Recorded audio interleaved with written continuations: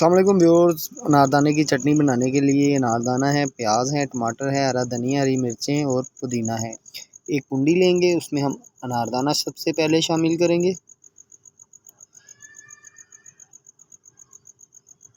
अनारदाने को हमने डंडे की मदद से अच्छी तरह से इसे कूटना है।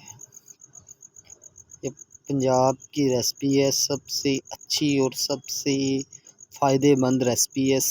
स्मार्ट और स्मेल हाजमे के लिए बेहतरीन। मीडियम साइज़ का प्याज था, ब्रीक ब्रीक काट लिया है, वो शामिल करें इसमें।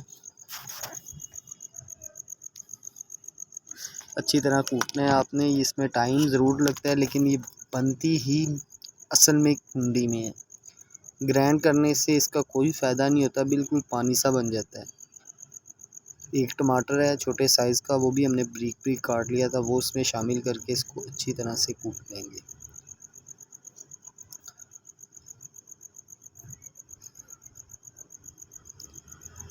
टमाटर भी हमारा मैच हो चुका है। अब हम इसमें शामिल करेंगे पुदीना, इसे भी हमने अच्छी तरह से कूटना है।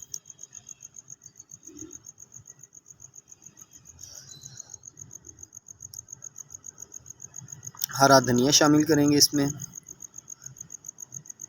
और 4 ब्रीक ब्रीक मिर्चें थी, वो काट ली थी मैंने।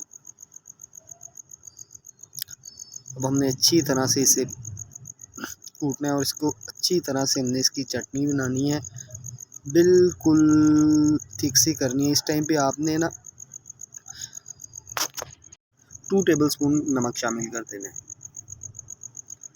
अब आपने डंडे की मदद से आपने इसी तरह करना है, जैसे इस तरह से, जैसे आप साग को कोटा लगाते हैं ना, इसी तरह से आपने करना है।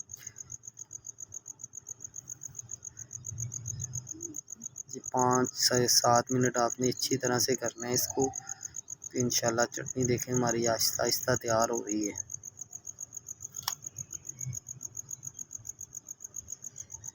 चटनी माशाल्लाह हमारी रेडी हो चुकी है। इसको डिश आउट करके बताते हैं। अनारदाने की चटनी बहुत ही मज़ेदार। अगली वीडियो तक इजाज़त दीजिए। अल्लाह हाफिज़।